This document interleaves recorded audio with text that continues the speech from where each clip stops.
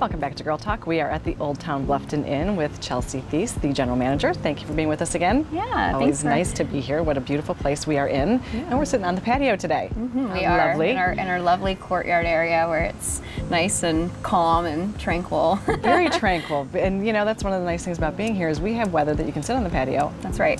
Year most round. Most of the year anyway. Yeah. And you guys are kind of coming up almost. I mean, we're getting a little close to your 1-year anniversary, which is in February. Yeah. So congratulations. Very exciting. Thank you. It'll be our first fall actually this year. Right. And we didn't have our fall season because we weren't quite open just yet. Yeah. So we're excited to welcome families and relatives that are coming to visit people in the area, or people that are curious to see what a southern fall looks like. Yeah. Feels like. And that's one of the things we do here is we have festivals all fall long. And so we have a really big one coming up, which is the Art and Seafood Festival. Yep.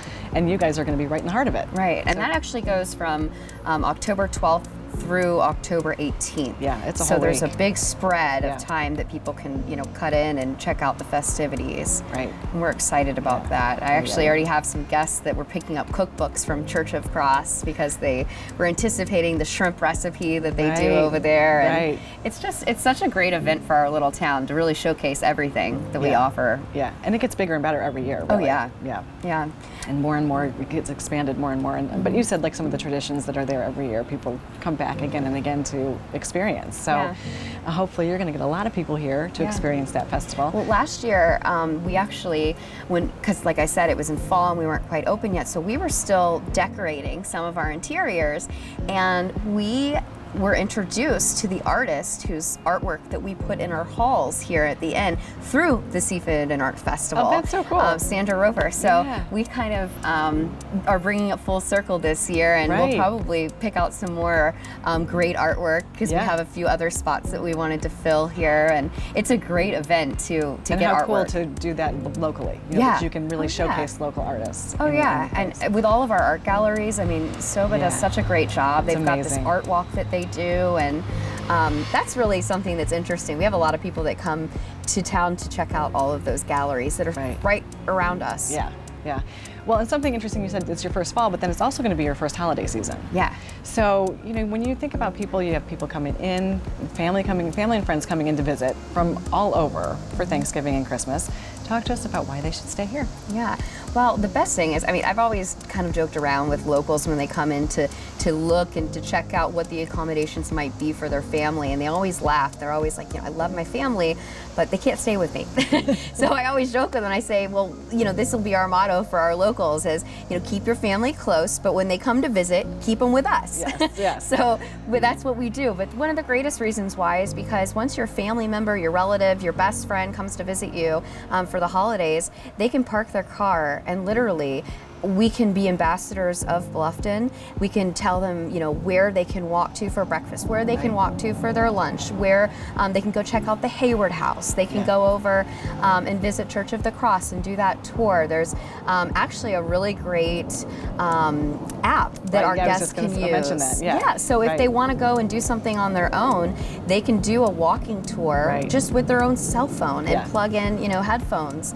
But I think that's one of the biggest things is that we can really show people what this Bluffton community is all about, and the heart of the community, which is cuisine, it's art, it's festivals, it's just different excursions. Yeah, you really do have it all right here. You're in the heart of it, and as you said, they can park their car and not ever have to move it again. They can just walk the whole community, and it's so much fun.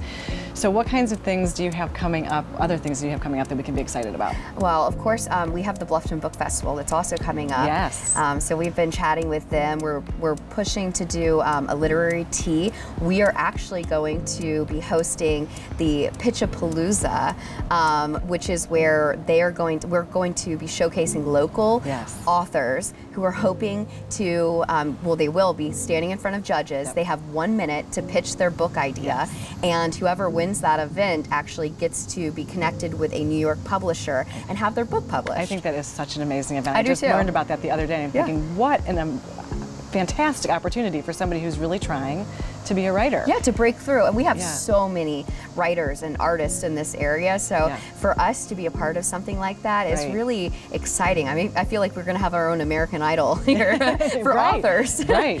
So, Yeah, and literary absolutely. teas are another thing that we're hoping to do as well, where we'll have a local author come in and do sort of like a lecture while they're able to sip some amazing local teas from the Bluffton Tea Company. Yes. Connie Kitzmiller, who's amazing. We do a lot of stuff with her. Actually, this last week we did a Downton Abbey tea party How great in is that? celebration, and it was great. And It was amazing. Again, the perfect location for it. Yes. Absolutely perfect backdrop. Oh yeah, definitely.